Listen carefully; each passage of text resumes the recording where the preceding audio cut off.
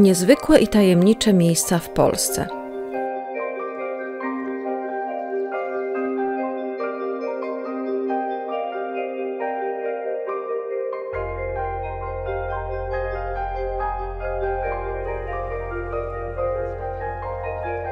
Polska bez wątpienia kryje wiele wyjątkowych miejsc. Choć w zestawieniu ulubionych wakacyjnych kierunków Polaków zaskoczenia nie ma. Wybieramy góry i morze, a dokładnie Zakopane i kilka kurortów nad Bałtykiem z Sopotem na czele.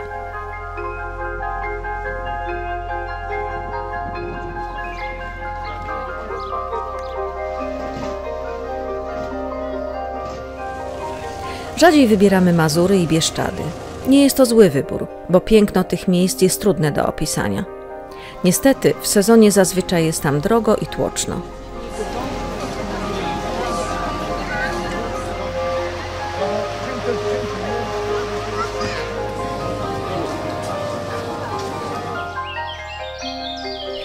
A może czas, by odkryć Polskę inną, tajemniczą, niezwykłą, która potrafi nas zaskoczyć, zadziwić, a czasami przerazić.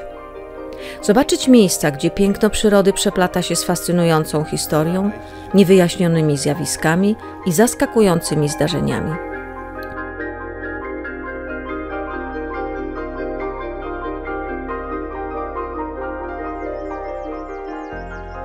I tym razem nie będzie to kolejna internetowa wyliczanka miejsc, których autor nigdy nie widział, a fotki ściągnął z banku zdjęć. Wszystkie te miejsca odwiedziliśmy, tworząc tę subiektywną listę.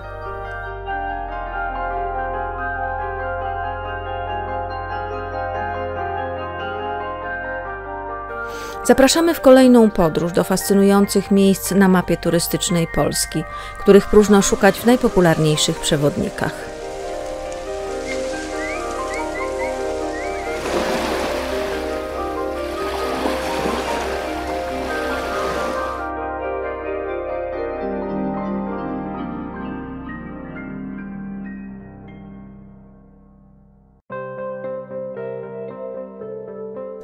Niechciana atrakcja.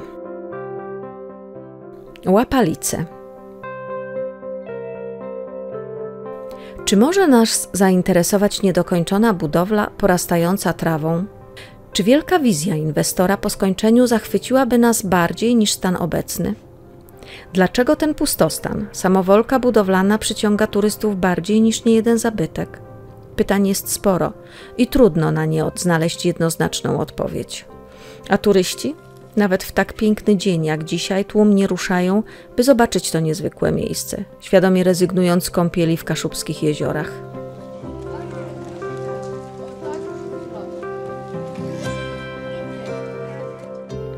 Wszystko zaczęło się w latach 80., kiedy to gdański rzeźbiarz i producent mebli otrzymał pozwolenie na budowę domu mieszkalnego z pracownią rzeźbiarską. Z impetem ruszyła budowla. Betoniarki jedna za drugą pędziły z hukiem przez spokojne łapalice. Ekipy budowlane, niczym pracowite termity, wznosiły kolejne ściany, schody i wieżyczki. Lata mijały, ludzie gadali, a budowa pełną parą szła do przodu. Zresztą kto przypuszczał, że na wzgórzu przylegającym do jeziora Rekowo ktoś mógłby zbudować zamek?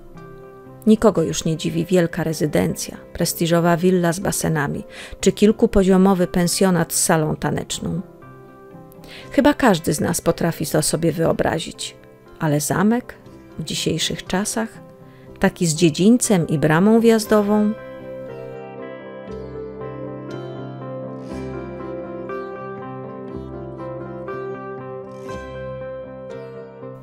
Dopiero po 7 latach ktoś zauważył, że inwestora mocno poniosła wyobraźnia.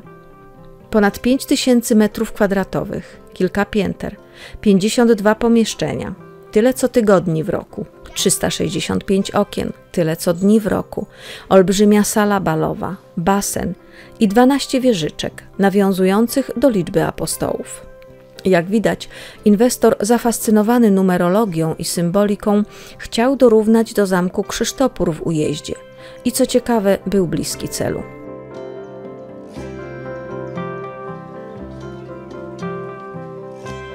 Oglądając kolejne pomieszczenia, trudno uwierzyć, że zamek w Łapalicach został zbudowany jako dom mieszkalny. Nie uwierzyli również urzędnicy, którzy w 1991 roku wstrzymali budowę. Dziwi jednak fakt, że urzędnicy potrzebowali tyle czasu, aby zorientować się, że budowlany obiekt wykracza poza zapisy pozwolenia na budowę. Ale były to inne czasy, inne procedury i inne standardy.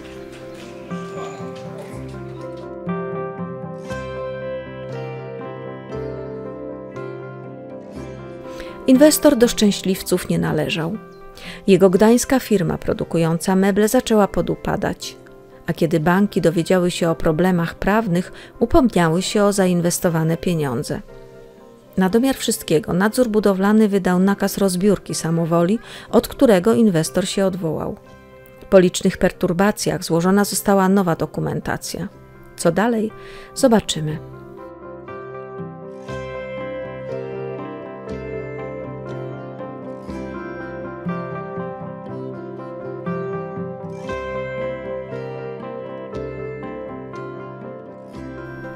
Paradoksalnie zamek nie zarósł kurzem i nie został zapomniany. Z roku na rok robi się coraz bardziej popularny, a jego surowe mury zamiast odstraszać przyciągają coraz większe tłumy. Wokół zamku kipi atmosfera wakacyjno-piknikowa. Wszyscy jakby zapomnieli, że znajdują się na terenie niedokończonej budowy, a na dodatek prywatnej posesji. Ludzie spacerują po licznych pomieszczeniach, klatkach schodowych i wieżach, z których rozpościera się sielankowy widok. Nic dziwnego, w końcu jesteśmy na terenie Kaszubskiego Parku Krajobrazowego, co jest odrębnym problemem, bo żadnego zamku nie ma w planie zagospodarowania przestrzennego.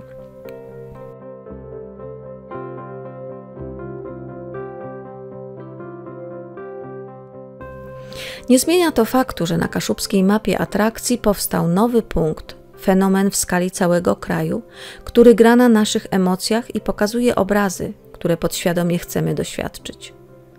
A może to nasz mózg próbuje dokończyć budowę, wciągając nas w niezwykły świat wyobraźni? A może baśniowa forma cofa nas w czasy dzieciństwa, kiedy odkrywaliśmy nieznane? Nawet fani Harry'ego Pottera ujrzeli w Łapalicach miejsce, w którym słynny czarodziej mógłby latać na swojej miotle i zapragnęli wykupić zamek, aby zrobić w nim miejsce na miarę Hogwartu. Jaka przyszłość czeka zamek? Nie wiadomo. Jedno jest pewne, dopóki będzie istniał w tym stanie, turystów będzie tu coraz więcej. A tymczasem władze Łapalic mają duży orzech do zgryzienia. Atrakcja niewątpliwie jest, ale trudno ją jakkolwiek reklamować.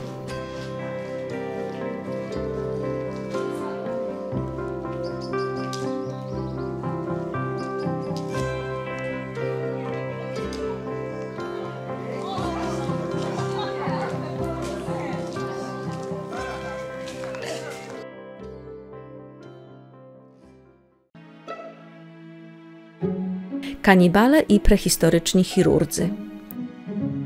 Wietrzychowice.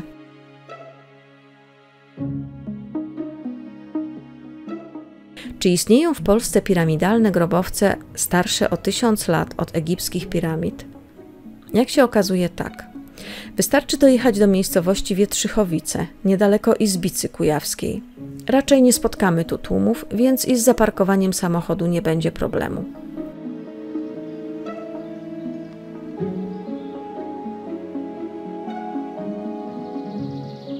Z parkingu malowniczą ścieżką dojdziemy do rezerwatu archeologicznego, który zapewne nas zaskoczy.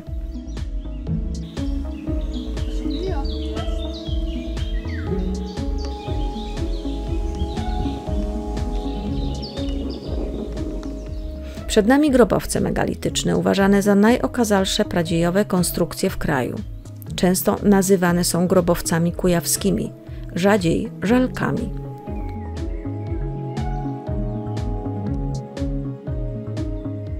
Choć grobowce wyglądają całkowicie inaczej niż te egipskie, miały ten sam cel, a mianowicie zapewnienie zmarłym miejsca trwałego spoczynku.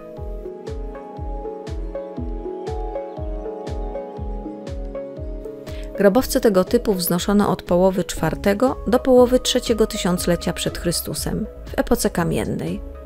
Wtedy to na ziemiach polskich rozwijała się kultura neolityczna, tzw. pucharów lejkowatych. Nazwa ta pochodzi od charakterystycznego kształtu glinianego pucharku o rozszerzającej się lejkowato szyjce, wtedy powszechnie używanego. Wówczas to upowszechniał się w Europie zwyczaj budowania potężnych grobowców, tzw. megalitów. Megality to w dosłownym tłumaczeniu konstrukcje wykonane z wielkich kamieni, z greckiego megas litos.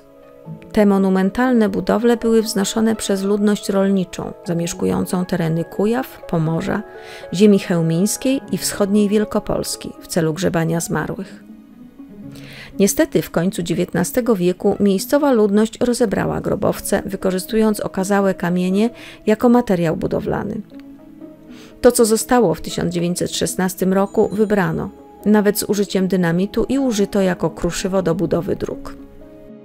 Przez te działania nastąpiło osłabienie nasypów, w wyniku czego grobowce zaczęły się rozmywać.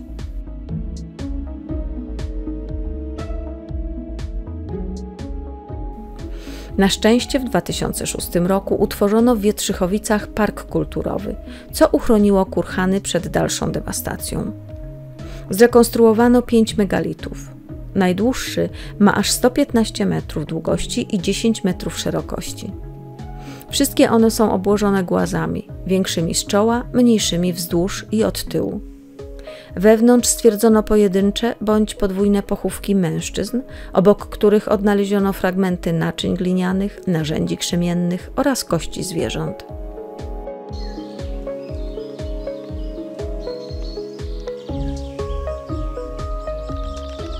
Na uwagę zasługuje grobowiec numer 5. Otóż pochowano tu jednocześnie 2 mężczyzn w wieku 35 i 50 lat. Obydwaj oni mieli wcześniej przeprowadzone zabiegi trepanacji czaszki. Takie operacje na ludziach były znane już około 3000 lat przed Chrystusem.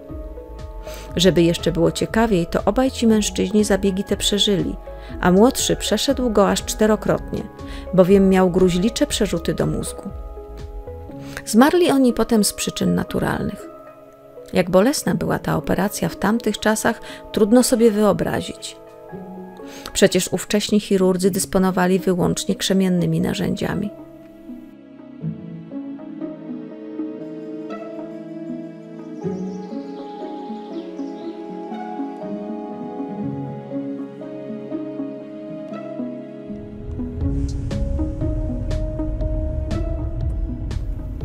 Kilkanaście kilometrów od Wietrzychowic znajduje się równie niezwykłe miejsce – Sarnowo.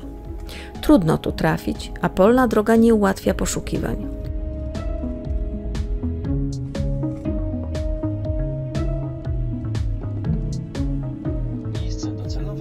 Znajdziemy tu jednak niewielki parking z wiatą, a obok pokaźną tablicę z informacją, że czynności badawcze nad cmentarzyskiem podjął się w 1950 roku wybitny archeolog profesor Konrad Jażdżewski.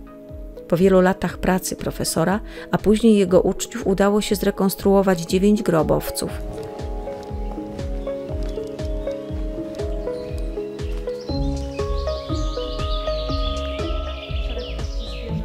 Przy każdym z nich znajduje się tablica informacyjna opisująca, co w danym nasypie odkryli archeolodzy.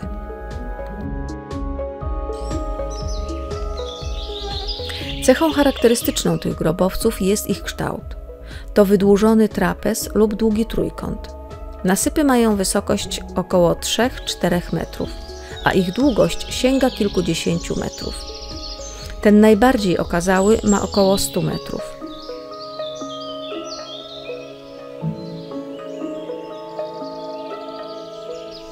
Tak wielkie grobowce mogłyby sugerować, że pochowanych jest w nich wielu ludzi. Nic bardziej mylnego. Odkryto w nich zaledwie po kilka osób. Na przykład w grobowcu numer 1 były czaszki tylko 4 osób, a w grobowcu numer 4 spoczywa 1 mężczyzna.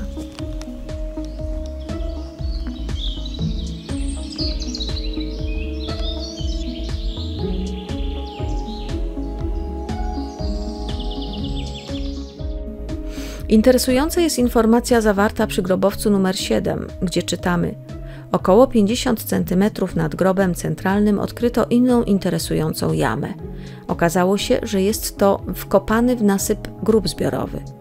Znalezione kości mogły należeć od 2 do 9 osobników. Zaskakujące jest to, że część kości została prawdopodobnie nadpalona oraz intencjonalnie łamana, być może w celu dostania się do szpiku kostnego.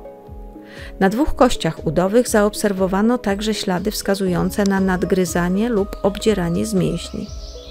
Wszystko to można interpretować jako dowód odprawiania uczty kanibalistycznej lub zbiorowej ofiary ku czci zmarłego. Możliwe, że grób ten należy wiązać z funkcjonującą na tych terenach w późniejszym okresie kulturą amfor kulistych, która często wkopywała własne groby w istniejące już nasypy.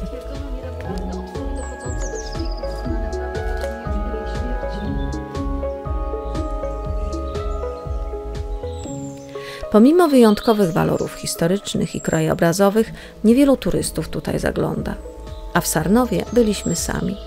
Szkoda, bo to miejsce pod każdym względem warte zobaczenia.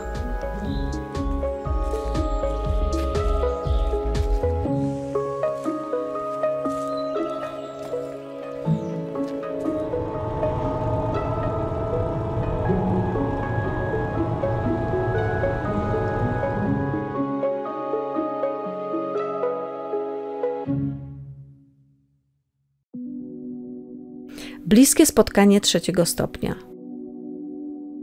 Emilcin.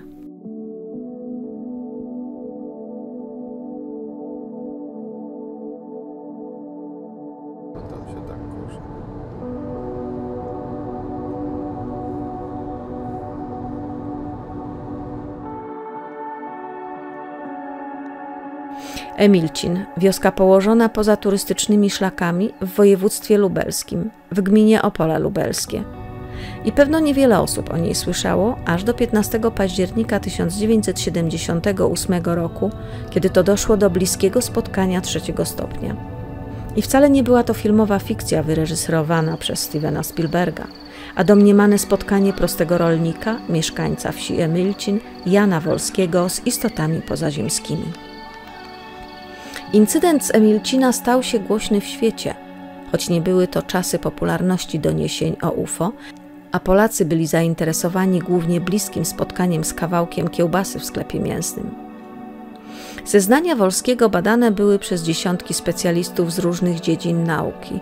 On sam nigdy wcześniej o UFO nie słyszał. Nie miał nawet pojęcia o istnieniu takiego zjawiska. Choć cały opis zdarzenia brzmi nieprawdopodobnie, a niektóre jego fragmenty wydają się wręcz groteskowe. Nikomu nie udało się jednoznacznie wykazać, że Jan Wolski mówił nieprawdę. Na pamiątkę tych wydarzeń we wsi stoi pomnik UFO ze znamiennym napisem „Prawda jeszcze nas zadziwi”, który znalazł się tu z inicjatywy Fundacji Nautilus.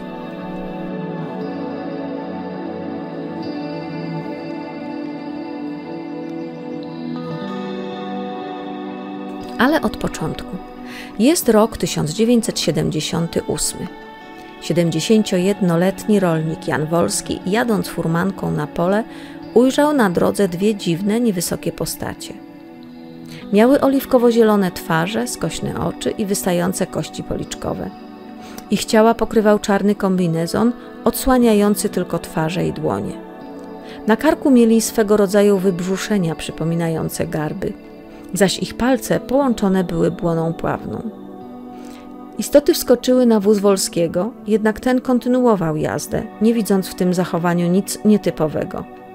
Zdziwiła go jedynie mowa pasażerów i nieproporcjonalnie duże obciążenie wozu. Ale rozmawiali bardzo drobnym głosem, którego ja nie znam. Słyszałem tylko taki głos o... Ja nie rozumiałem w ogóle nic. Koniec końcem dalej wyjeżdżam, znów za tych Olszynek zauważyłem ten tutaj jakiś samochód w powietrzu. Wkrótce potem znaleźli się na polanie, gdzie Wolski ujrzał lśniący pojazd wielkości połowy autobusu, unoszący się około 5 metrów nad ziemią, ku której spuszczona była swego rodzaju winda. Istoty poprosiły Wolskiego o zejście z wozu, po czym sam stanął w windzie, która uniosła go do środka.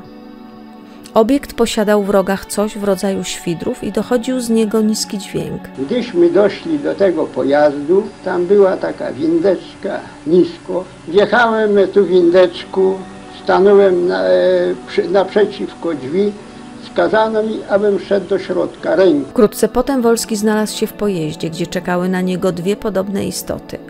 Wnętrze było ubogie i ciemne.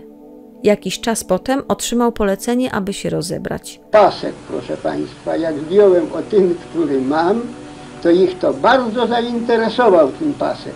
O, to ja wam pokażę. Wzięli do ręki, przyglądali się tak wszyscy czterech. Przyszli blisko, włożyli tutaj, zapinali, patrzyli na niego. Ale co oni się tam podziwiali, to nie wiem. Zaś jedna z istot wykonała swego rodzaju badania przy pomocy urządzenia mającego przypominać rolnikowi złączone talerzyki. I przede mną o jakieś 2 metrów przede mną coś złożył te talerzyczki. Te talerzyczki żegnyły lekko tak. Po wykonaniu badania Wolski ubrał się. Istoty miały także starać się poczęstować go jedzeniem w formie sopla, jednak on odmówił. W ogóle istoty przez cały czas były dla niego, jak sam określił, uprzejme. Następnie otrzymał on polecenie wyjścia z pojazdu i gdy wchodził na windę, stanął i ukłonił się, mówiąc istotom do widzenia. Wszystkie rzekomo ukłoniły się.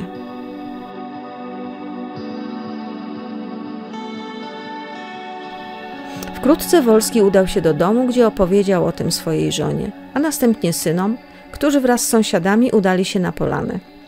Przyjechał i konia zostawił, nawet czy tam klacz zostawił, przyszedł i stanął sobie tak jak ja teraz, tak w mieszkaniu i pyta się, czy gdzie chłopaki. A ja mówię, dopiero tu byłem, mówię, tam na podwórzu musi są, tak. Mówię, bo co się stało? Ja taka przejęta stale jestem, co się stało? A nic, bo by poszli tam za brzegzinę, to by zobaczyli, mówi, takich ludzi, potworów jakich i taki jakiś pojazd w górze, mówi. Obiektu tam już nie było. Obiekt mieli rzekomo widzieć inni mieszkańcy, w tym chłopiec z Emilcina, Adam Popiołek, który zaalarmował swą matkę o spadającym samolocie. A pobiegnij tam, pokaż, w którym miejscu żeś stał, jak żeś zobaczył ten dziwny taki autobus, co leciał w powietrzu. I pokaż rączką, gdzie to było. Tam, tak? Do dziś nie wiadomo, co naprawdę wydarzyło się w lesie pod Emilcinem, ale wiele osób uważa, że jest to najbardziej wiarygodna relacja ze spotkania z obcymi w Polsce.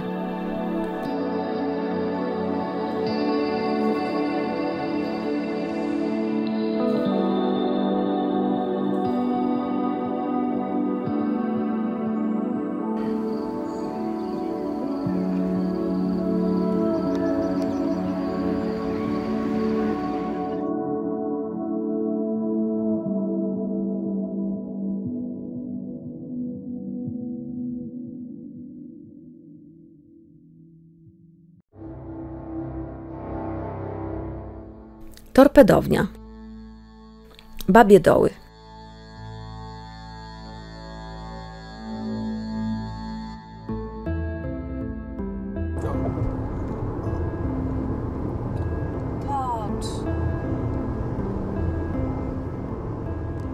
Szukając miejsc niezwykłych i tajemniczych, trafiliśmy nad nasze morze, do najdalej na północ wysuniętej dzielnicy Gdyni, Babie Doły.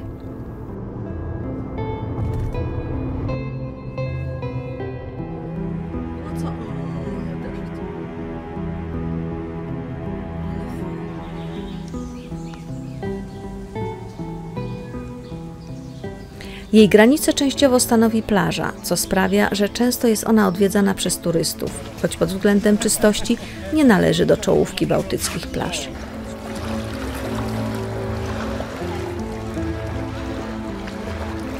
By do niej dotrzeć, musimy przejść niedaleko wojskowego lotniska, które przez lata funkcjonowało pod nazwą Gdynia Babie Doły.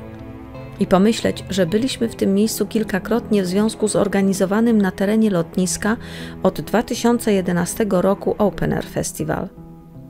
Jednak dopiero teraz naszą uwagę przyciąga budowla wyłaniająca się z morza. Kilkaset metrów od brzegu. Zrujnowana i tajemnicza, ale niezapomniana.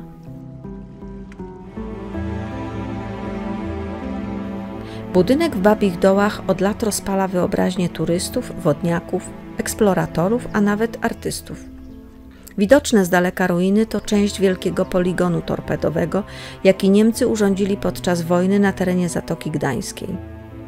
Poligon składał się z 2 obiektów: torpedowni w Babich Dołach oraz bliźniaczego budynku znajdującego się koło portu wojennego na Oksywiu. Funkcjonuje on do dziś.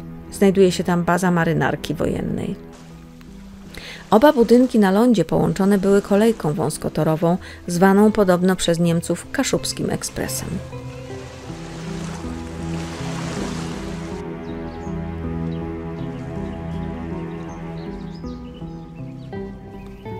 Budowę torpedowni w Babich Dołach rozpoczęto w 1940 roku, pomiędzy majątkiem Nowe Obłórze a stacją kwarantanny portu gdyńskiego.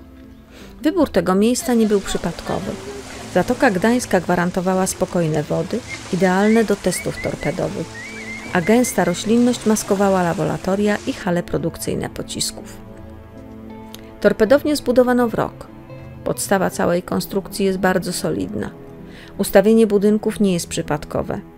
Stoi pod określonym kątem, aby wystrzelone torpedy popłynęły do wskazanego celu.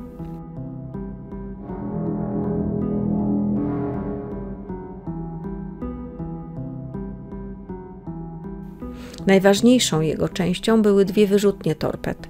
Między nimi widać wieżę, z której obserwowano wystrzelone torpedy. Choć nie ma dokładnych danych co do ilości testowanych pocisków, badacze przyjmują, że ośrodek na Babich Dołach mógł wyprodukować i przetestować około 200 sztuk torped miesięcznie. Każda z nich była wystrzeliwana, a trajektoria jej lotu skrupulatnie badana. W maju 1945 roku z pomostów obu torpedowni ewakuowano wojska niemieckie. Od tego momentu nieremontowana i systematycznie rozkradana przez złomiarzy torpedownia w Babich Dołach popadła w ruinę. Z czasem osunęła się do morza frontowa ściana budowli, a pozostałości drewnianego pomostu zostały wysadzone w powietrze przez marynarkę wojenną, by ograniczyć dostęp do budowli.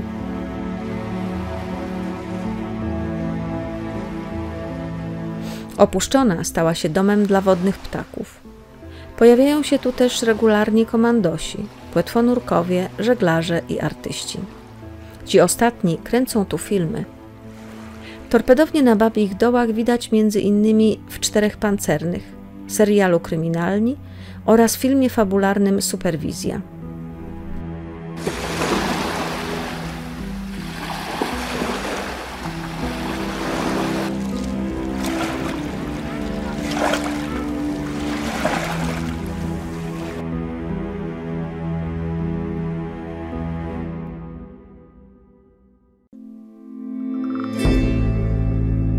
Polskie Stonehenge. Węsiory.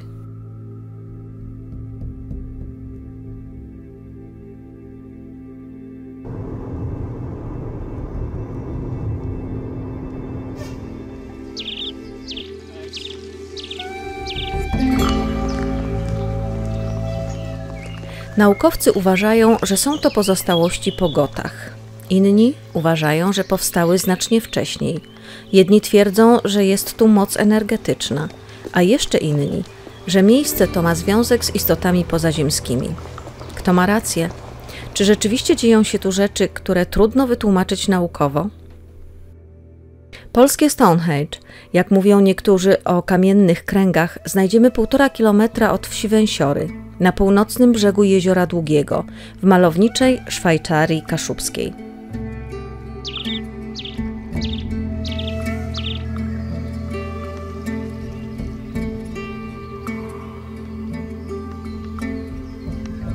Co prawda polski odpowiednik nie jest tak okazały jak ten celtycki, jednak robi duże wrażenie i nieustannie stawia nowe pytania. Kamienne kręgi zainteresowały naukowców na początku XX wieku. Jednak kompleksowe prace archeologiczne przeprowadzono dopiero w latach 50. ubiegłego stulecia. Rozkopano i następnie zrekonstruowano 16 kurhanów. Zbadano także 3 kręgi kamienne i znaleziono ogółem 110 grobów. Naukowcy doszli do wniosku, że kurhany należą do Gotów, plemienia zamieszkującego dawniej tereny dzisiejszej Szwecji oraz wysp Olandia i Gotlandia.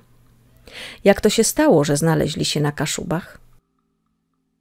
Ze względu na surowe i długie zimy ruszyli w I wieku naszej ery na południe, by zbudować nowe osady. Schodząc z okrętów osiedlili się na terenach dzisiejszego Pomorza, by 200 lat później ruszyć na południe, pozostawiając po sobie cmentarzyska. Naukowcy nie znaleźli jednak jednoznacznej odpowiedzi na temat kamiennych kręgów. Początkowo uważano, że są rodzajem nagrobków. Z czasem uznano, że były miejscami zebrań plemiennej starszyzny, która chłonąc energię zmarłych przodków, wydawała sądy i podejmowała decyzje dotyczące przyszłości. Jednak naukowe teorie nie przekonują wszystkich. Wokół zadziwiających konstrukcji kamiennych w Węsiorach nadal powstają liczne hipotezy. Wiele osób przyjeżdża tu wierząc, że jest to miejsce święte, nasycone niespotykaną mocą promieniotwórczą i powstało wiele tysięcy lat przed Chrystusem, a nie podczas przybycia Gotów. Wskazuje na to wiek szczególnego gatunku porostów na kamieniach, występującego jedynie w miejscach mocy.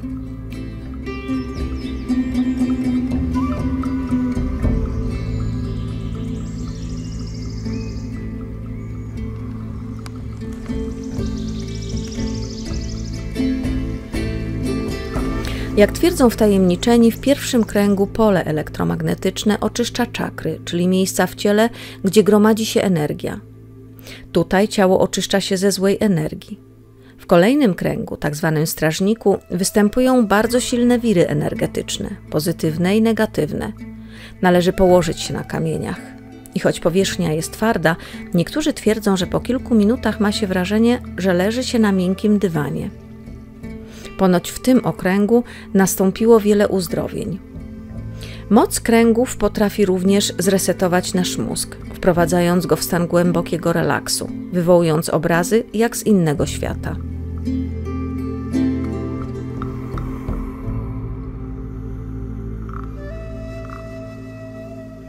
Co ciekawe, okoliczni mieszkańcy twierdzą, że wielokrotnie obserwowali tu nietypowe zjawiska na niebie, mające związek z istotami pozaziemskimi, a kręgi to pradawny kalendarz wyznaczający wschody słońca i przesilenia letnie i zimowe, jak też wschody księżyca w okresach pełni.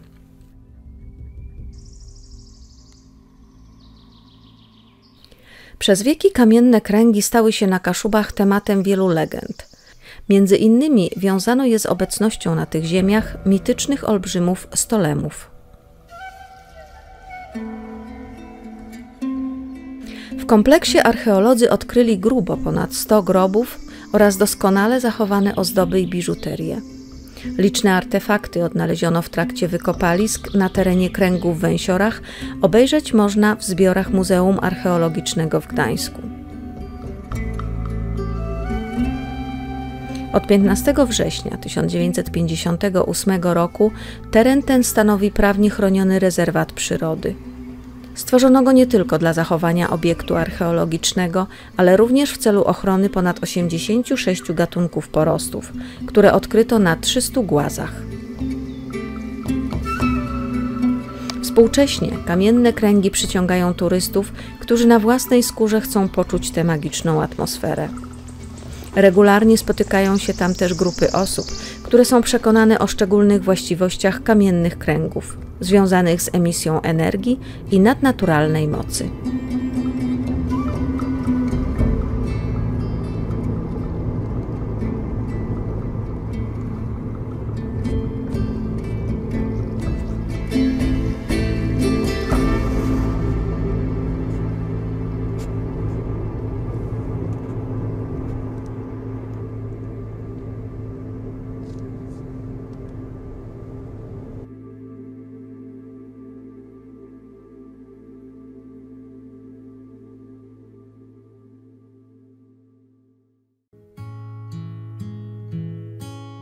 Barwne jeziorka.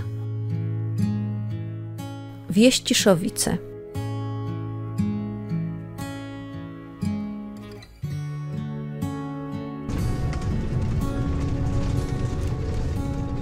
Podróżując po południowo-zachodniej Polsce, warto w swoich planach uwzględnić Rudawy Janowickie, leżące w cieniu Karkonoszy.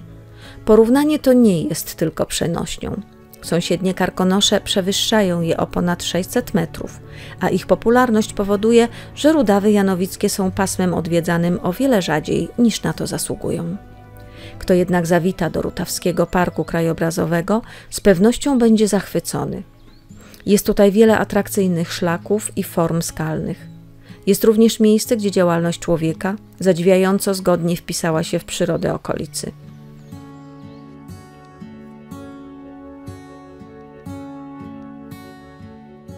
Zbliża się noc. Pozostawiamy więc samochód na parkingu i szybko ruszamy na szlak, by zobaczyć kolorowe jeziorka i rozwiązać ich tajemnice. Już po chwili stajemy na stromych brzegach Żółtego Jeziorka. Jeszcze 20 lat temu nie było w nim wody. Po dużych opadach deszczu spływająca z górskich stoków deszczówka wypełniała jego dno wodą o żółtawym odcieniu.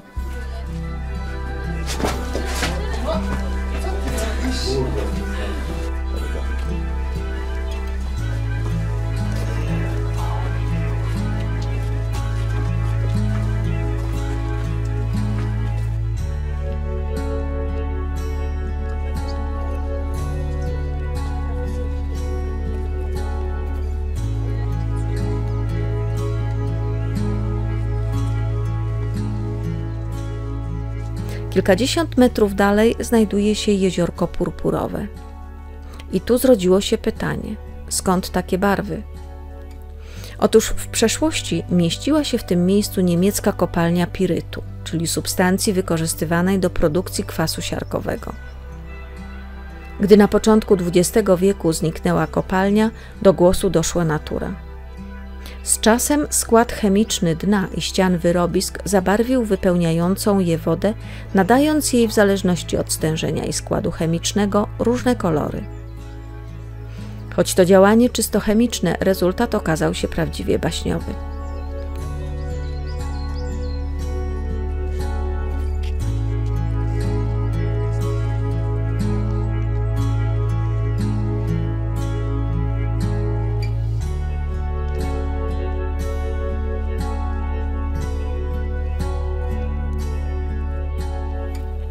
Jeziorko Purpurowe powstało po zalaniu wyrobiska Nadzieja, najstarszej kopalni, która została uruchomiona w 1785 roku.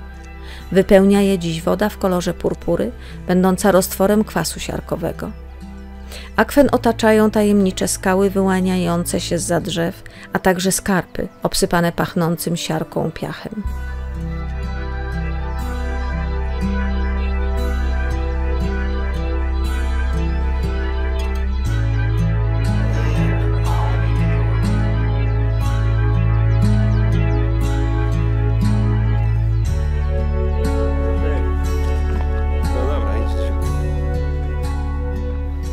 By zobaczyć kolejne jeziorka, trzeba włożyć więcej wysiłku.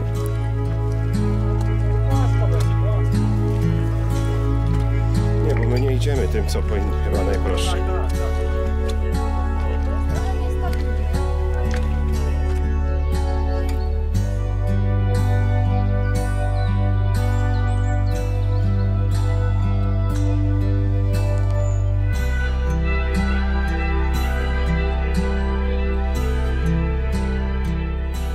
Wspinając się 70 metrów wyżej, natrafiamy na Lazurowe Jezioro.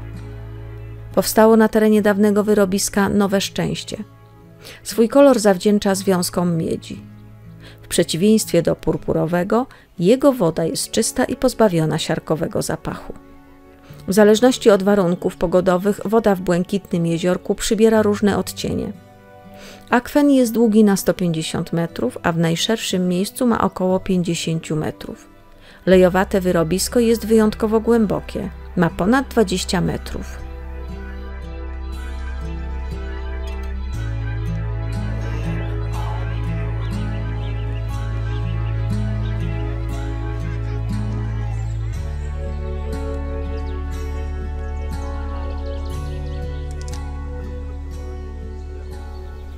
Niestety czwarte, Zielone Jeziorko rzadko wypełnia się wodą.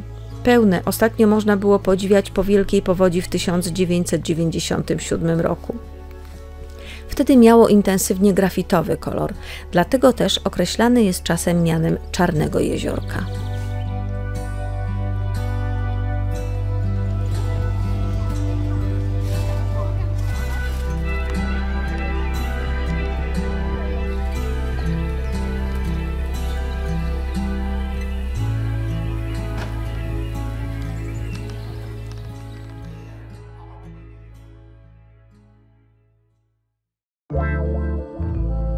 Magnetyczna górka. Podgórze.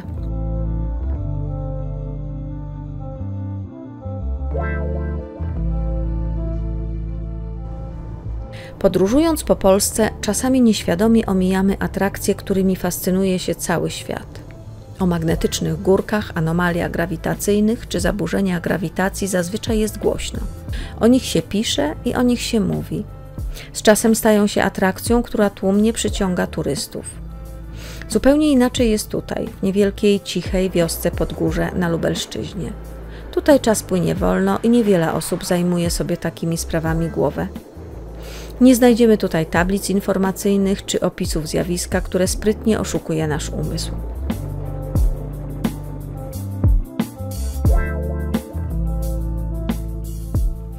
Tuż obok podgórskiego cmentarza droga wyraźnie się obniża. Następnie zaczyna się wznosić, przechodząc w zakręt. Wydawać by się mogło nic szczególnego. A jednak właśnie na jego wysokości możemy zaobserwować ciekawe zjawisko. Kiedy zatrzymamy samochód, włączymy luz, samochód powoli rusza, ale pod górkę. Nawet przeciwny wiatr nie jest w stanie zatrzymać samochodu.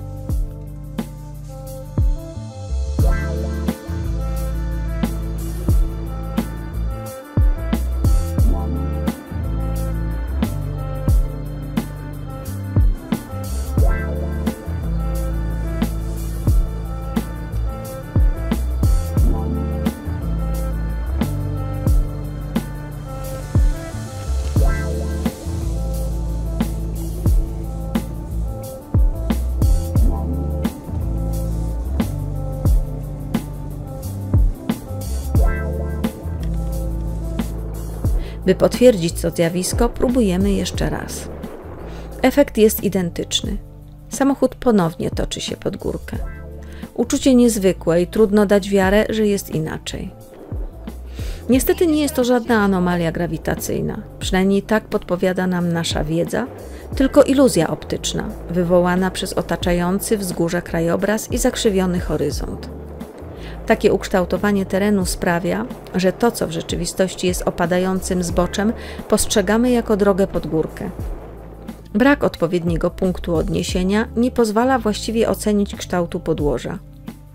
Tyle naukowe wytłumaczenie, które nadal nas nie przekonuje do końca, bo patrząc w drugą stronę, droga powinna wznosić się do góry, a tutaj do cmentarza wyraźnie opada.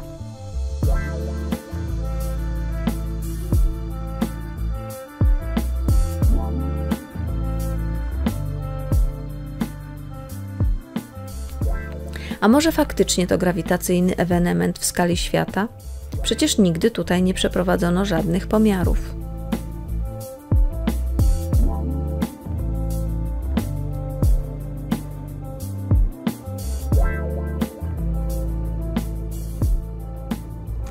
Ruszamy dalej w poszukiwaniu niezwykłych i tajemniczych miejsc w Polsce, które odkrywa dopiero turystyka. Miejsca, które warto odkryć, zobaczyć i zgłębić ich tajemnice. A wtedy podróż po Polsce nabierze nowego, fascynującego wymiaru i da nam dużo satysfakcji.